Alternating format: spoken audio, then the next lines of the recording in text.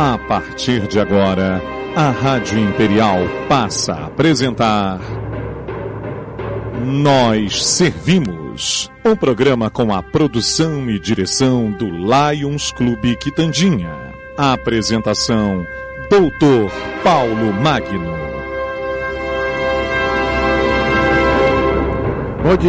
Bom dia, ouvintes da nossa Rádio Imperial. Aqui estamos mais uma vez no nosso programa Nós Servimos, sob a chancela do Lions Clube Petrópolis Quitandinha. Hoje eu gostaria de, inicialmente, falar aqui sobre o Júlio Verde, que é uma campanha da Associação do Padre Quinha, né? Da Oficina de Jesus Padre Quinha, que estará realizando um show de prêmios. A Oficina de Jesus, no dia 7 de julho, hoje, portanto, estará fazendo um show de prêmios no ginásio lá do Liceu de Itaipava, deve ser, né? Ou no salão paroquial, alguma coisa assim, não diz aqui bem o local. Bom, é lá no Liceu de Itaipava, né?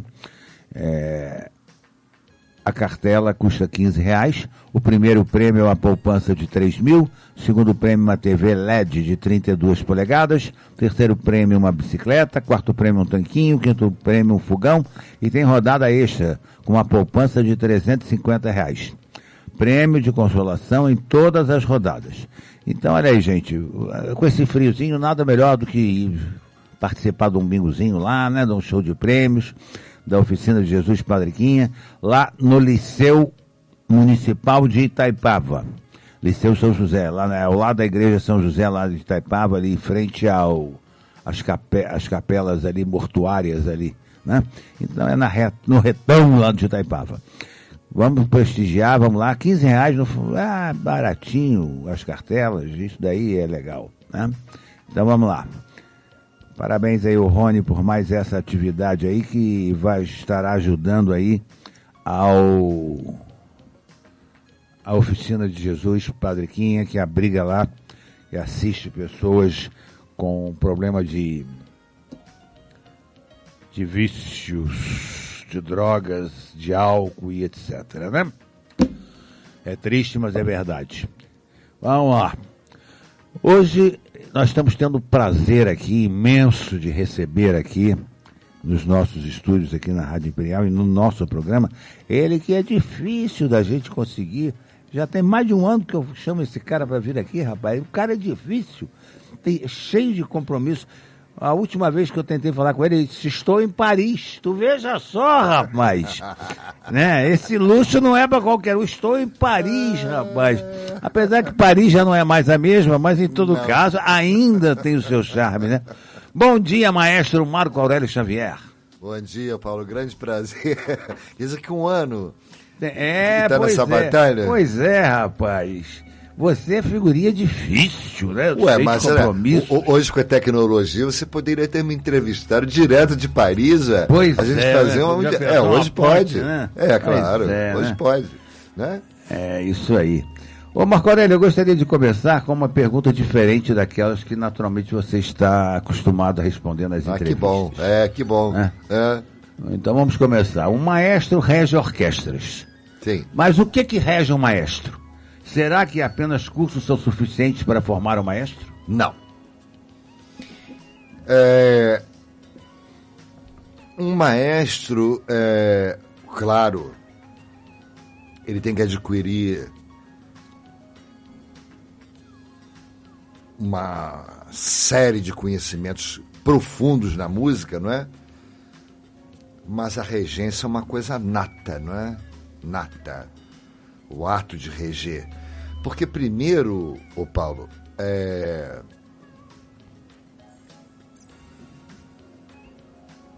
o regente tem que ser uma pessoa carismática. Porque senão fica estranho. E vamos falar de um regente de orquestra, por exemplo, né? No Brasil, pode-se dizer assim, não sei bem como funciona no exterior, mas aquele senhor que está ali tocando um violino, quando ele tinha 5 anos de idade, ele teve a primeira aula de violino. A professora virou para ele e disse assim: meu filho, você é um talento extraordinário, em breve você estará tocando nos palcos europeus.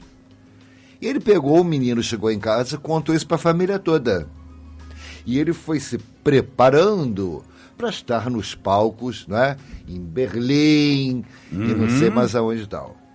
Só que, por falta de oportunidade, ou às vezes até por falta mesmo de caminhos, ou talento, etc, etc, ele, para pagar as continhas dele para sobreviver, ele teve que se tornar uma partícula de uma massa.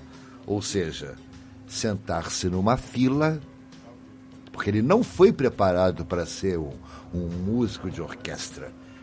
Ele já foi, desculpe o termo, emprenhado desde criança, que ele seria, não é, o bambambam. E aquele fato dele estar ali sentado numa fila, é um músico de fila, não é? Uhum. E como eu disse, uma partícula de uma massa, isso aí mexe com a maioria do ego daqueles músicos. De maneira que, enfim, um sujeito ali na frente, para impor as suas intenções. Porque o que é um maestro? O maestro não é na hora do espetáculo, na hora do concerto.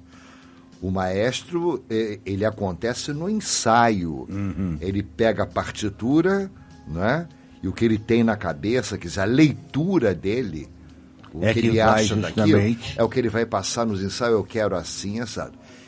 E então aquela turma toda submeter-se, né? À vontade e à determinação de um sujeito, como eu disse, tem que ter muito carisma, né? Uhum. Porque senão ele está lascado. É isso aí. Fora do conhecimento, é claro. Total, lógico. Hã? Para você, o que é necessário para se tornar um regente de orquestra? Que tipo de formação a pessoa deve buscar? Se uma pessoa não tiver os requisitos básicos para a regência, é válido ele buscar preencher essa lacuna, mesmo depois de começar a atuar na área escolhida? Não entendi bem a pergunta. Como área excluída? O que você quer dizer? Não, na área escolhida. Na área escolhida.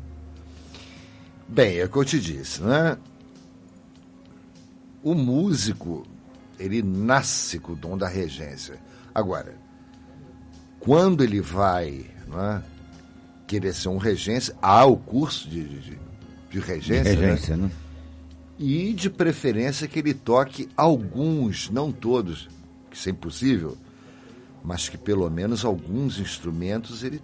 Para conhecer, né? Para ter ciência de para ele saber o que está falando, sabe como é que é? Uhum. Porque existem, eu conheço vários, né?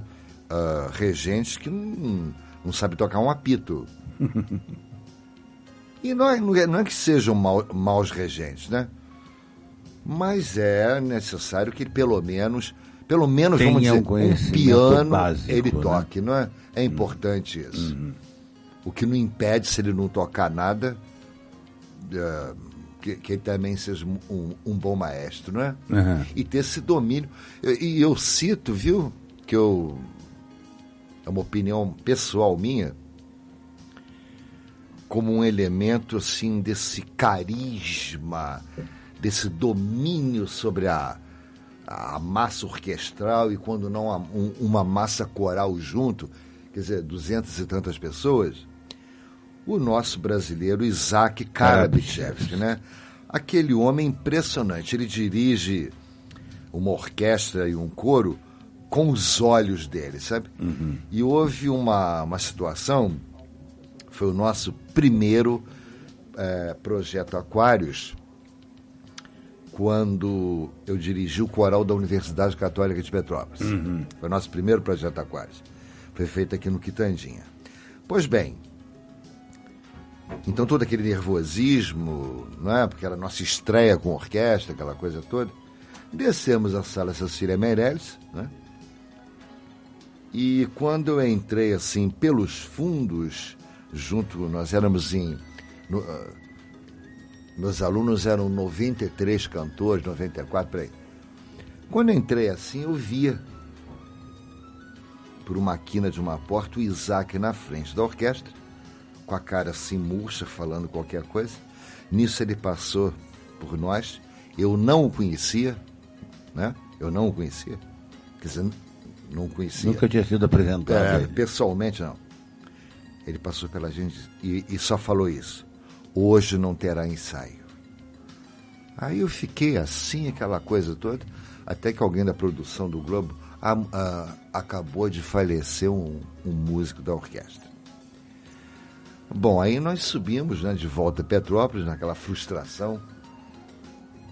E aquela coisa toda, né? E marcou-se ensaio para outro dia, aí descemos novamente.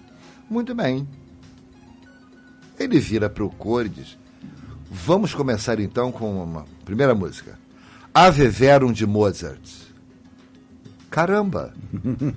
Não estava no repertório e a última vez que eu tinha cantado aquilo com o coral, porque o coral era muito reciclável, certo, né? A cada ano ia entrando membros, saindo... Era muito reciclável.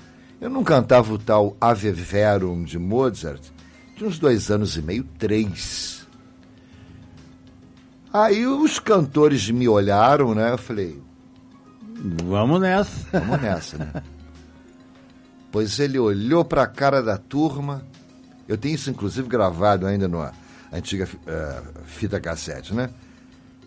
O coral cantou tão bem, que os músicos todos, né, pegaram os arcos e começaram a bater nas estantes.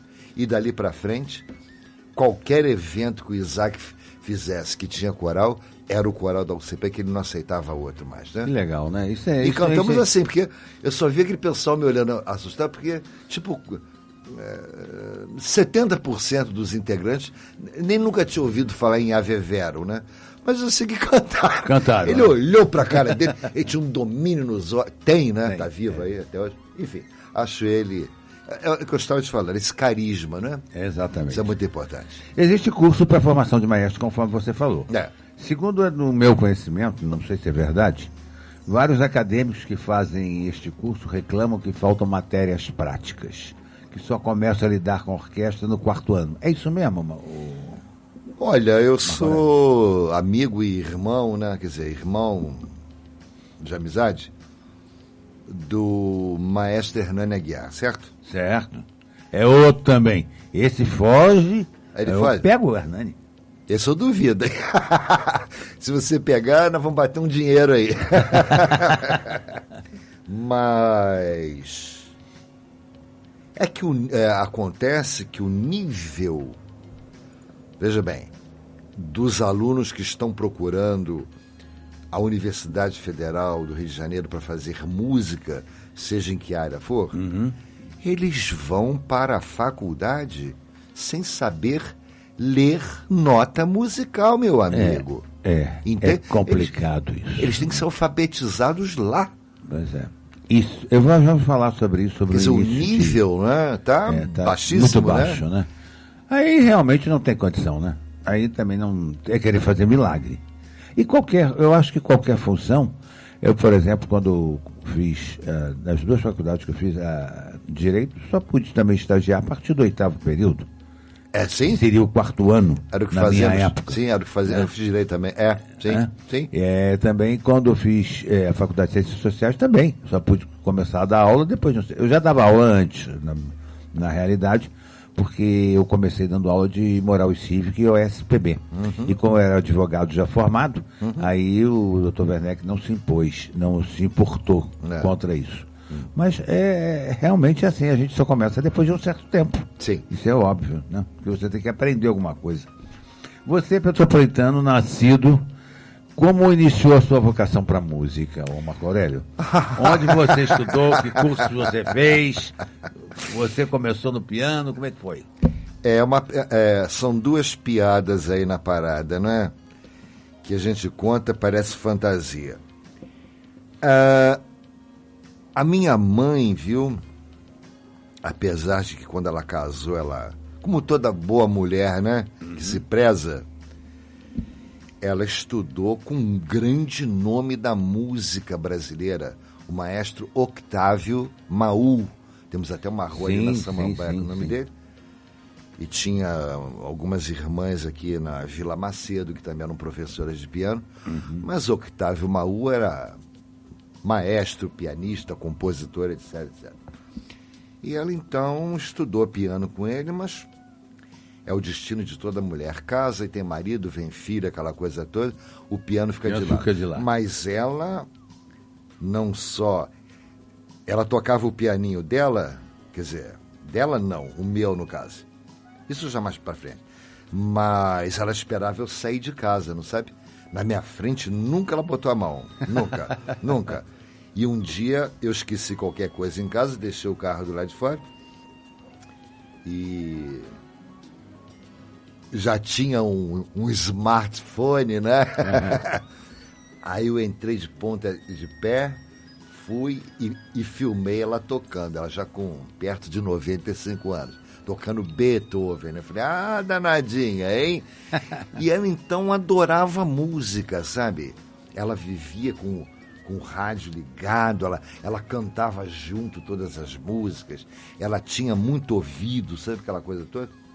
A primeira providência que eu tomava quando chegava em casa era ir lá e desligar o rádio, né? Certo. Desligava o rádio. Enfim, eu comecei na música porque eu sou uma pessoa muito visual, sabe? Eu me encanto muito pelo que vejo, sabe? Sou muito visual. Havia uma loja ali em frente. O que teremos hoje ali? Nem sei, aqui no centro as coisas mudam do dia para noite. Mudam de lugar, né? Enfim, ali em frente, perto da Majórica, por ali. Tinha uma loja, tipo loja americana, nem me lembro o nome. E na vitrine tinha um xilofonezinho da Estrela, fábrica de brinquedos. Não era Casa Xavier, era? Acho que sim. Ou a Feira Livre? Não sei. O nome da loja não me lembro, não. Mas era uma loja ali perto do Majórica. Tipo loja americana, vendia de tudo e tal. E na vitrine tinha esse brinquedinho da Estrela. Era um xilofonezinho que, aliás, eu tenho até hoje. Com 8 notinhas, 2 martelinhos e as lâminas todas coloridas. Cada nota tinha uma cor. Me lembro disso. Lembra disso? Lembro disso. E me encantou o visual, não foi por de música, não. Foi o visual do brinquedo. Bom, muito bem. Aí, mãe, eu quero, meu filho, eu não posso comprar, mas mãe, eu quero. Ficou aquele negócio. Até que, no final do ano, a minha avó me deu, no Natal. Me deu o tal xilofonezinho. E aí, eu com os 2 martelinhos e tal, na época tínhamos na TV... Eu acho que quem está nos ouvindo vai ter um ataque agora, né? Aquela série do Bat Masterson. No Velho Oeste, ele nasceu. E eu já estava... Muito bem. Um amigo do meu pai, que era acordeonista da noite, né? Tocava em bares, etc.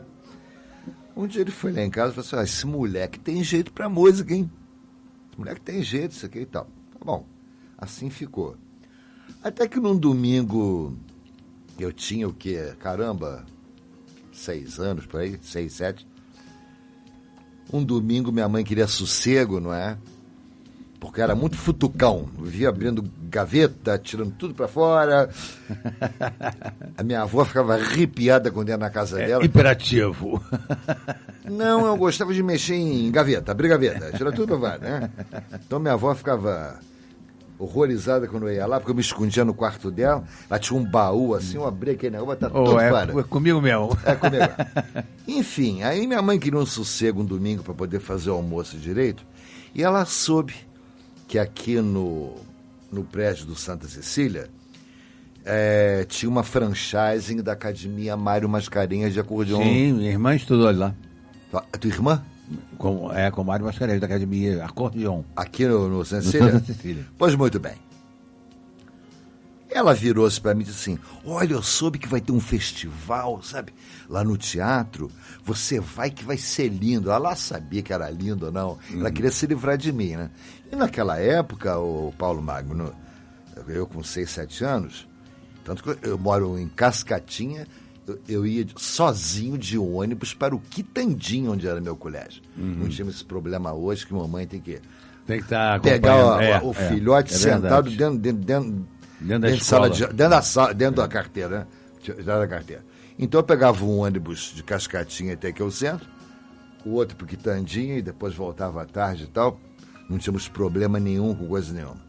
Enfim, aí eu vim e realmente o visual novamente me encantou. Porque a diretora, que é a Helenice de Sá, né? Helenice de Paula,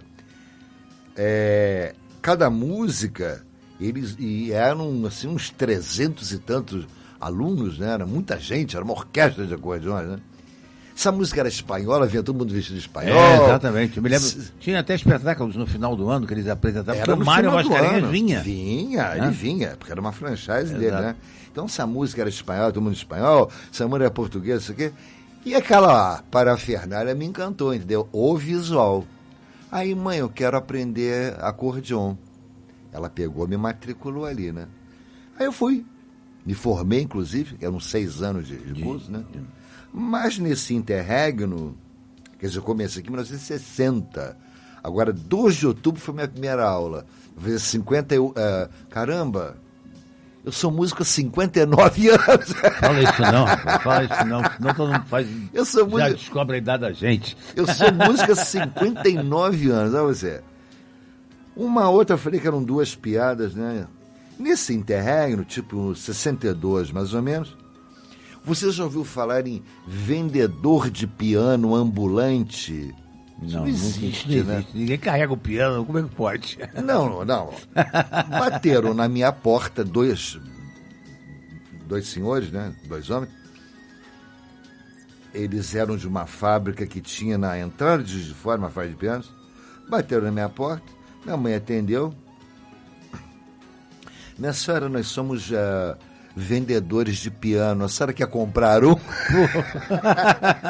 Essa água é minha? É. Pode ser? Pode. A garganta é meia seca. A senhora quer comprar um piano?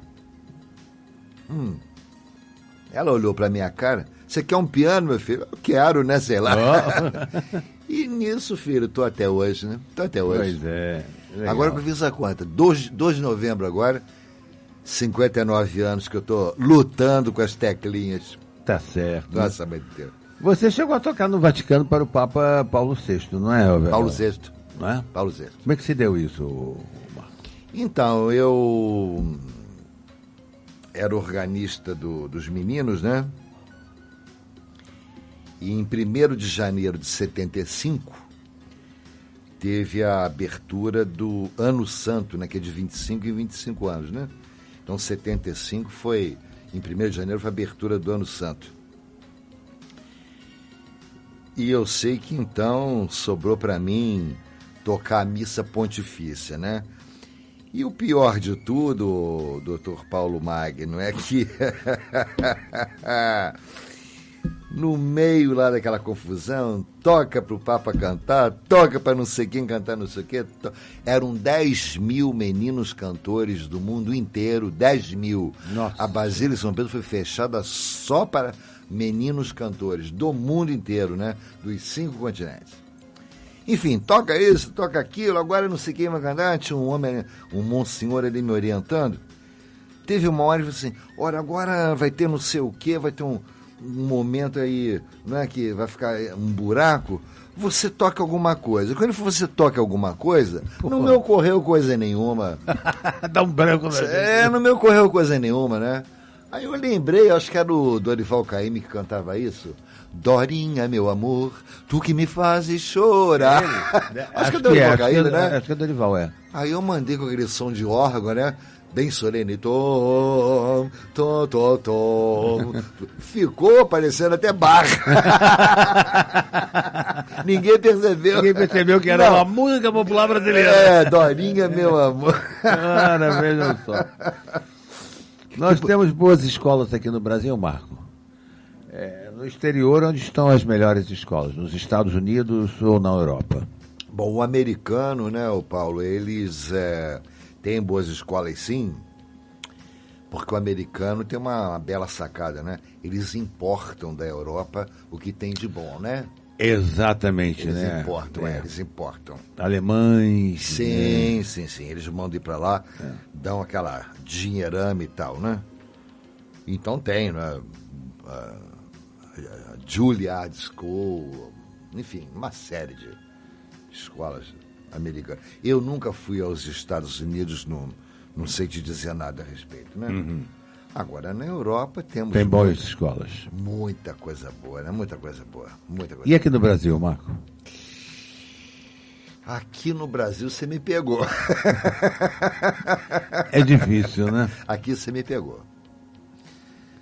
Por exemplo, do ponto de vista do piano, não é? Aquela geração de grandes professores que já vinham com tradições, que foram alunos de grandes mestres, que foram também alunos de outros grandes mestres. Essa geração terminou, não sabe? A geração terminou. Então, hoje, nós temos assim, uma certa deficiência, não é? A falta de conhecimento mais profundo da música contemporânea, a contemporânea é mais difícil se dirigir pela sua complexidade harmônica? Sim. Eu, por exemplo, né, que o meu amigo e irmão não esteja me ouvindo, vai me dar um tiro, mas a música erudita contemporânea, com muitas exceções, evidentemente, mas eu vejo nesses compositores a capacidade de escrever coisa feia, sabe o que é? Uhum. Sei. Feia, muito feia. Eu acredito. Mesmo. Porque feia. também as nossas músicas decaíram assim profundamente. A popular, né? A popular, né? É, a popular. E naturalmente eu creio que a própria erudita deve estar seguindo o mesmo... Não, a erudita sempre teve esse negócio, né? Quanto mais torto você fizer a coisa, né? Quanto mais não sei o quê, aí todo mundo, espetacular. Uma vez eu fui na casa dos meus primos e eu estou sempre sintonizado na Rádio MEC, né? Eu gosto de música clássica, etc. Era um domingo à tarde e tinha uma murrinhação lá de cordas. Eu falei, como é que o cara foi capaz de se dar o trabalho de colocar isso numa partitura? Eu falei, Deus me livre, começou a me dar, literalmente, viu? Não foi psicologicamente, não. Um enjoo no estômago. Imagina. Aquelas coisas, não sei o que e tal, quer dizer, Terrível. não sou muito afeto a música erudita contemporânea, não. Enfim, vamos fazer aqui um intervalozinho certo. Comercial, um break, e já voltamos para o nosso segundo bloco já. Estamos apresentando Nós Servimos, um programa do Lions Clube Quitandinha e a apresentação de Dr. Paulo Magno.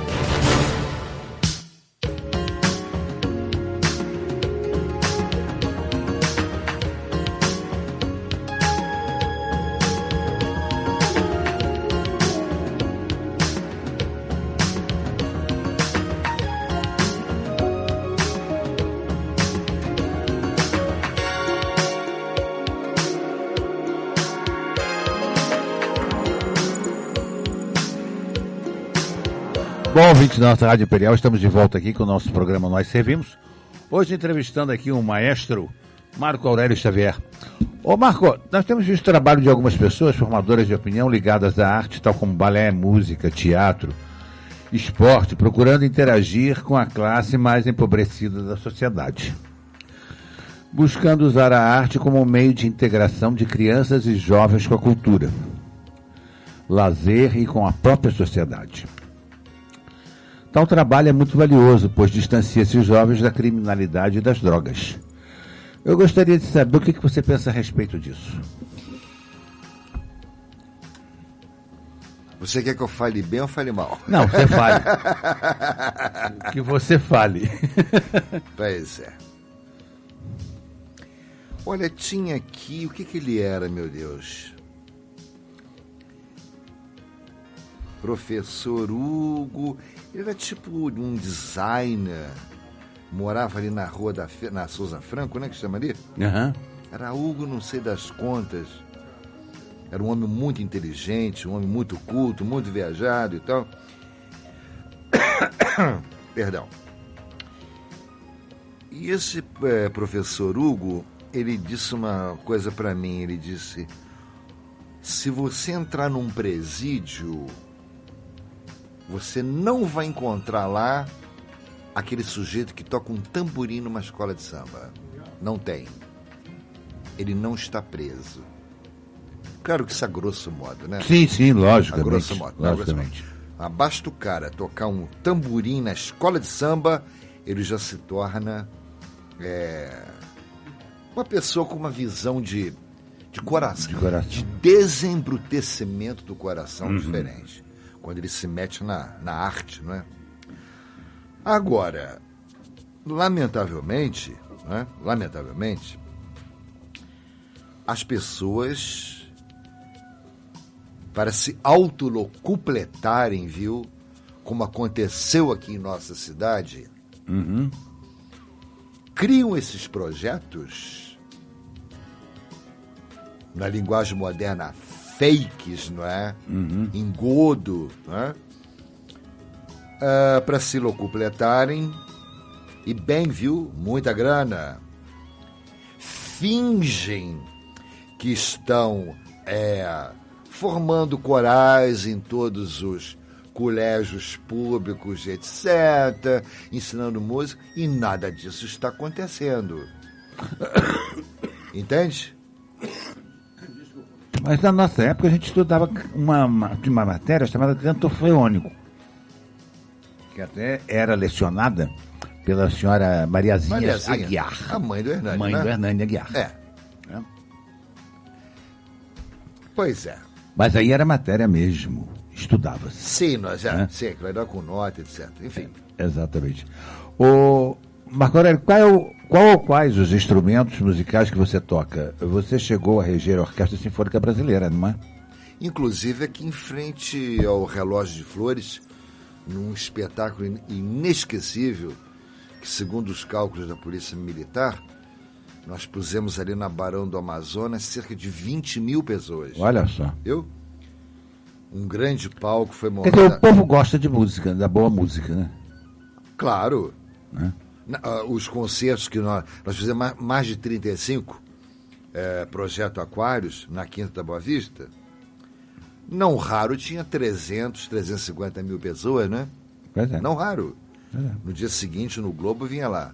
Cerca de 300 mil pessoas compareceram enfim, 300 mil pessoas é a população da de cidade. Petrópolis, Exatamente. Não é isso? Exatamente. Enfim, Irênio Maia foi quem idealizou toda aquela cenografia que perdura até hoje da Bauernfest, não é? Era um arquiteto, construiu muitas casas de show no Rio, etc. Irênio Maia, ali em frente à UCP, não é? Ele montou um gigantesco vitral medieval, só que transparente. Por trás entrava luz. Era um plástico, de plástico colorido, né? Certo. Entrava aquela luz. Era um presépio medieval.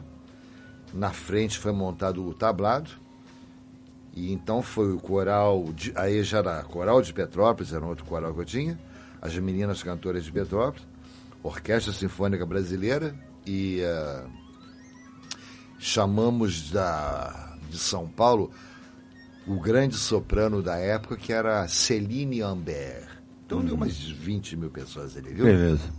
O estudo da música deveria ser parte da grade curricular, né, de qualquer criança e adolescente. Assim como a matemática, a língua e a ciência e etc. Como você vê a educação musical para crianças num país onde nem a educação básica tem prioridade? Você acha que seria possível um dia copiarmos esse modelo, uma vez que já temos exemplos de escolas, mas só as particulares, que tenha em sua grade a iniciação à música e é sabido que deu certo? Paulo, eu sou contra, viu? Eu sou contra.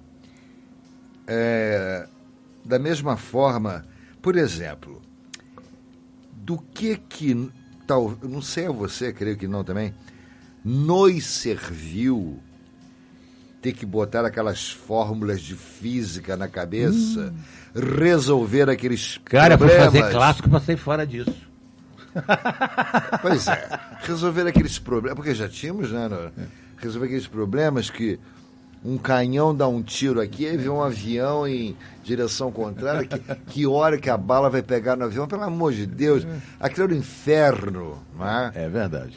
Para mim, então, aquilo não adiantou nada, como a química não adiantou coisa nenhuma. Nem para mim. Enfim, coisas inúteis e tudo mais. Aliás, não entendo nada de química, graças a Deus. Pois é, nem eu. Então não serviu. Serviu para me apurrinhar na época, Exato. né? Serviu para apurrinhar. Eu já fugi dela. Pois é. Então eu penso, tanto que isso eu tive um papo com o Volney Aguiar uma vez.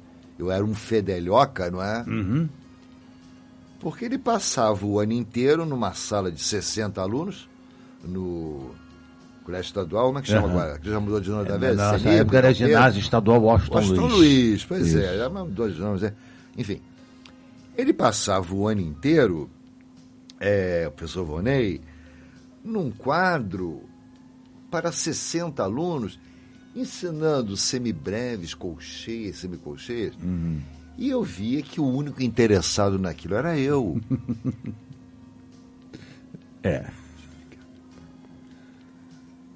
E a turma completamente desinteressada. Entendeu o que eu falei? Uhum. Desinteressada naquilo, não é? Uns dormiam, outros quando podiam conversavam, outros fingiam estar prestando atenção e botavam uma revistinha do Pato Donald no meio do livro. Enfim, o único interessado, porque já estudava música, era eu e tal. Desculpe a tosse, mas... Até que um dia eu falei com ele, professor, muda essa aula. Traga um toca-discos que tinha da Philips, né? Com o alto-falante, você tirava fora assim. Uhum. Falei, traga um toca-discos. Bote assim as músicas clássicas, né? Mais populares, com a abertura de 1812 de Tchaikovsky, Quintas Folhas. E explica, né? O que o compositor quis dizer com aquilo, pereré, pororó. Pois ele fez. E a turma toda se interessou com aquilo. Aí passou a se interessar. É o que fazem na Alemanha, o Paulo Magno. Na Alemanha, a aula de música é assim. Eles pegam a criançada, levam para uma sala, tem um carpetezinho especial, todo mundo tira o sapatinho e tal. Eles deitam no chão, vão tirar uma sonequinha e aí eles botam os grandes compositores alemães do passado. Que aí você sente a música, né? A molecada fica ali escutando. Bach, não sei o quê, tereré, tororó. Evidentemente que, paralelo a isso, dentro da própria escola, tem um ensino sério de música, mas para quem quer. Para quem quer, né? Você entrar numa turma, não é? E obrigar 60 aí realmente a fazer... não adianta, porque se não tem interesse, é perder tempo. Não. Né? Não.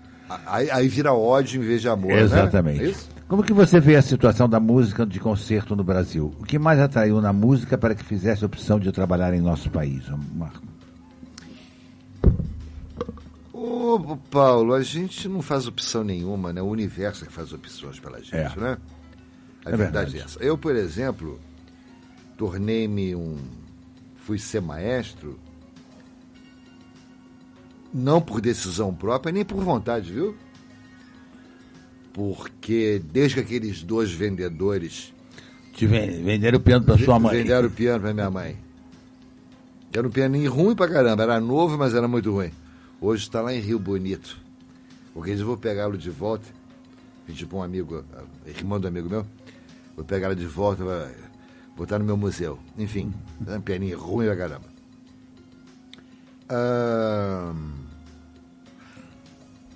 Eu me dedicava rigorosamente, no mínimo 8 horas por dia, porque eu queria ser um concertista de piano, entendeu? Uhum. E 8 horas, era de domingo a domingo. Meu pai gostava muito de andar de carro, não interessava onde. Uhum. Ele gostava de passar a mão no carro e se enfiar em qualquer lugar. Contanto que tivesse uma estrada na frente dele. Meu pai também já inaugurava, chegava a inaugurar estradas. Pois é, meu pai gostava de andar na estrada, né? Então eles saíam aqueles domingos assim, vamos com a gente, Marco? Não, eu me trancava na minha sala lá, e não sei o que, às vezes tempinho de Petrópolis escura, aquele negócio, e eu lá, até que A vida me jogou para a regência, não me pergunte como. Aconteceu, né? Não foi decisão minha, não. Sendo brasileiro um povo amante da música, amante nato da música clássica, como você vê a popularização da música através dos ingressos acessíveis, mas que tal fato acabam chegando na mão de cambistas, né? E nos convites contatos, né, influentes. Não cabe ao músico a responsabilidade da situação, porém tentar mudar essa situação ou criar algum tipo de projeto, protesto, que pelo menos o público de baixa renda e interessado de fato tivesse um pouco mais de boa música e direito a uma formação musical? Bom, antes de responder o que você me perguntou, eu quero dizer com o melhor da minha verdade, viu? Dos 490 programas que eu já fiz na minha vida. Estou gostando muito do seu, porque você está me perguntando coisas que eu sou perguntado em todo programa que vou, então eu já desisti de... Porque sempre pergunta, é aquela mesmice. E, graças a Deus, você está com assuntos completamente diferentes, né? E interessantes de eu responder. Porque aquela mesmice, eu podia até mandar já um pendrive com a resposta. Bota aí, que eu sei que você vai perguntar mesmo, né? Olha, história do cambista, né? Bem, as instituições musicais, pelo menos no Rio de Janeiro, aqui em Petrópolis também, né? Têm oferecido espetáculos de altíssimo nível, com entrada franca, sem ingresso, sem nada. Quando, evidentemente, contrata-se um artista que, dependendo de quem seja, é peso de ouro, né? São artistas caros, do exterior, etc. Aí rola o ingresso e rola, né, o ilícito, não é? Rola o ilícito. Mas a própria Orquestra Sinfônica Brasileira e outras tantas fazem muitos aqueles famosos concertos para a juventude, aquilo é aberto, né? O próprio Projeto Aquários, porque hoje em dia estou desligado desse mundo e tal, mas quando o Projeto Aquários começou... Era uma maravilha, né? Não, quando começou foi em 71 ou 72, se não me engano, por aí. Tinha anos de ter 25 Projeto Aquários em todo o Brasil. Exatamente. Eu acho que hoje está reduzido a 1 por ano, se é que está. Né? Se é que está. Não sei se ainda continua 1 por ano. Mas naquela época eram 25, né? Faziam em São Paulo, muitos no Rio, no Recife, enfim. Agora, a história do cambista, a história do... Enfim, desse atravessamento, vem muito também da mentalidade do povo, né? A gente vê isso até agora no futebol aí, tá rolando esse tipo de coisa, né? Gente que comprou ingressos e está vendendo ingressos aí para os finais do jogo. Pois é, a mentalidade... Aquele show da famosa da Sandy Júnior, não é? Sim. Aquilo estavam vendendo ingressos aí por milhares de reais, é um absurdo, né? Porque, aliás, eu não gastava R$10 para ir ver. Bom, aí... Quem é de gosto regala a vida, né? Mas, enfim... Então, o Marco Aurélio, como olha, só para dar uma terminadinha nisso aí, né? Eu tenho um primo que deve estar há mais de... Ele é mais velho do que eu, há mais de 50 anos na França. Vi num jornal que a minha prima trouxe, ele é considerado um dos 5 grandes contrabaixistas do mundo, viu? Cesário Alvim. Lá é Césarius Alvin, né? E desde pequeno, com uma musicalidade tremenda e tal. Então ele me disse, não é? Que um dia ele, na fila da Ópera de Paris, quem estava na frente dele na fila era o ministro da Cultura francesa. com o seu ingressozinho na mão, esperando para sentar em qualquer lugar, entendeu? Tu veja só. O ministro da Educação. Nada mais, nada menos. Nada mais. Se aqui o cara já entra pelos fundos, já tem o camarote da presidencial, sim. Tererê, tereré, tereré. Quer dizer, é tudo uma questão de educação, do povo. No exato, resto da não é? Como surgiu a ideia de criar o Coral das Meninas Cantoras de Petrópolis, Omar? Aí que está, não surgiu minha. Não? Não. Então como é que foi? Eu trabalhei com os meninos aqui, né? Como organista, até rolou aquela história da missa para o Papa Paulo VI, né? Eu era organista e ao meu encargo ficava aulas de formação de novatos. De novatos.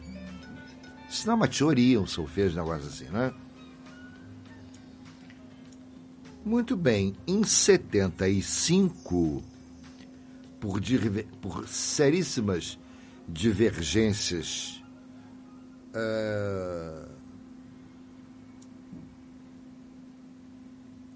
com o diretor que assumiu o lugar de Frei Leto Binias, né?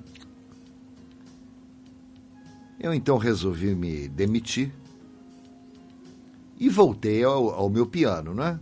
Voltei ao meu piano. Porque estando lá como organista, aquilo me absorvia quase que o dia inteiro, porque a coisa começava de manhã cedo, depois de tarde eu tinha que estudar o órgão para poder tocar domingo, aquelas coisas, né? Então eu voltei ao meu piano e falei, bom, não quero ver coral nunca mais na minha vida, entendeu? Nem por um binóculo e tal. Até que uma amiga minha, Rosilda Regadas, que é de uma família importante lá de Teresópolis, né? Lá tem até o Parque Regadas em Teresópolis. A família dela é muito importante lá. Ela ligou para mim e disse, ô Marco Aurélio, a irmã Niva do Colégio Santa Isabel está procurando alguém para ensaiar as normalistas. Isso em 75. E é toda quinta-feira de manhã. Você não quer fazer esse favor para ela? Eu falei assim, por dinheiro nenhum, entendeu? Deu uma de Hernani Aguiar, hein? Não, por dinheiro nenhum, não quero saber de cantoria no meu ouvido, não, etc. E ela foi me ligando de janeiro até 30 de setembro, que é o dia do meu aniversário, né? E naquela época eu acreditava em aniversário, hoje eu não acredito mais não. Acho uma convenção completamente idiota. Mas eu acreditava em aniversário. Ela me ligou no dia do meu aniversário, 30 de setembro. Marco Aurélio, atende meu pedido. Vai lá ensaiar as normalistas para elas cantarem a missa de formatura dela. Eu falei, tá bom, Rosilda, eu vou. E aí fui, né? Toda quinta-feira eu ia lá de manhã. Chegou em dezembro, as moças cantaram, etc, coisa e tal. Olha, depois eu vou pegar o teu link, porque tem uma que mora nos Estados Unidos, a Jussara. Ela foi dessa turma, né? Hoje ela mora, está muitos anos nos Estados Unidos. A Jussara Kinan. Aí depois eu boto o teu canal é aberto para todo mundo? Eu boto um link e digo, olha, falei o seu nome aí na rádio. Abraço então, minha querida, antecipado, antes que você ouça o áudio. Ensaiei a turma, aquela coisa toda, e quando chegou em dezembro, além delas fazerem até coisas a duas vozes, né?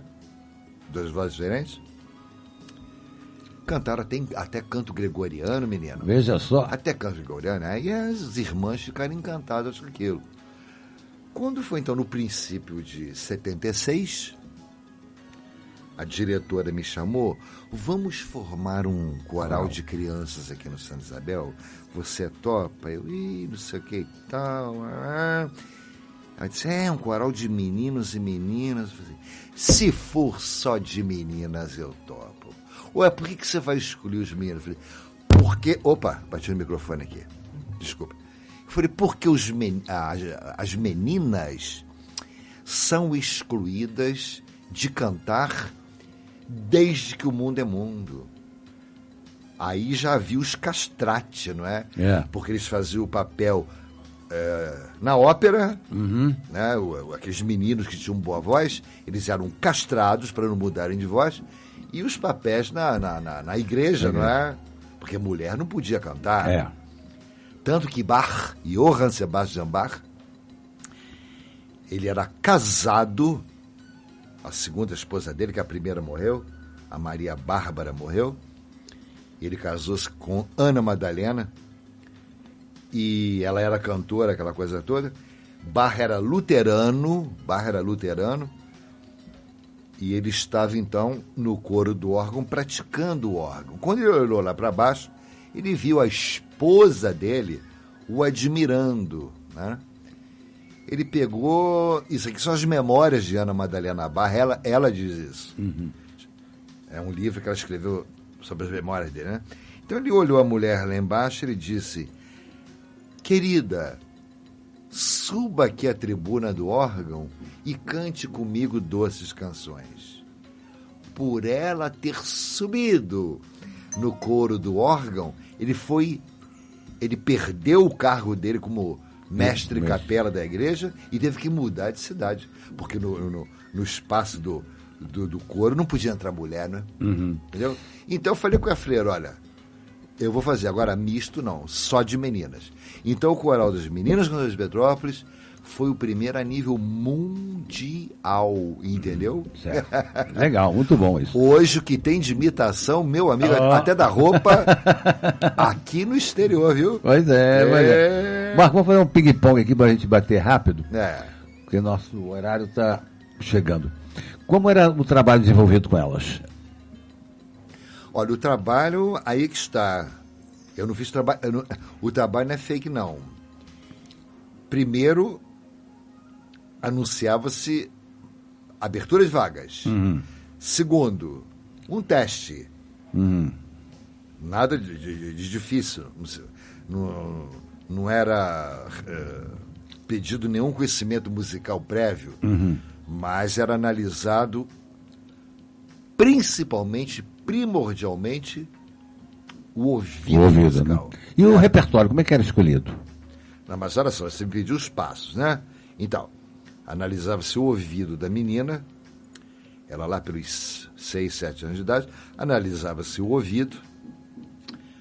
Quanto à voz, se não tivesse nenhum problema de ronqueira, nem nada disso, porque a voz você fabrica, viu? A voz, ela é fabricável com técnica. É interessante. Sim, a voz você fabrica. Mas o importante é o ouvido.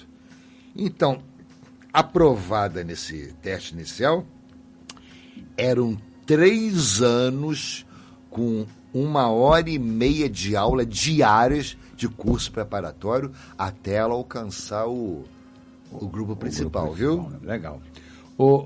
Marco Aurélio, eu tinha inúmeras perguntas para fazer ainda a você aqui. Quantos anos durou o coral?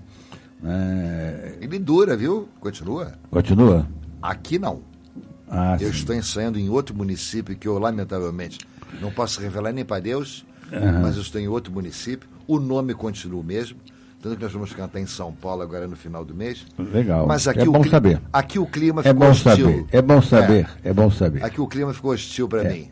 Nós do Live tivemos a oportunidade, inclusive, de premiar o coral com o Prêmio Máximo da Cultura, né? Sim. Quando o coral fez uma apresentação, inclusive, para os companheiros leões naquela oportunidade, na entrega de prêmios. Foi lá na Rio Branco, né? Foi lá no Rio. Isso. Por que o coral encerrou suas atividades, Marco? Mas não encerrou. Encerrou. Eu só mudei de lugar. Aqui ficou hostil. Criou-se falsos... Desculpa que eu vou dar uma tossidinha. Criou-se falsos corais demais. E chegou um ponto que eu falei, caramba, quando se reunirem todos, que aliás se reúnem no final do ano, vai ter que ser de Petrópolis até Juiz de Fora, e a população inteira estará cantando e não terá público para assistir. Está todo mundo cantando, né? E houve uma política aí porque o demitido, graças a Deus, secretário, presidente da Fundação ou Instituto de Cultura, ele também tinha o seu coral e, claro, que ele privilegiava o coral dele, não é?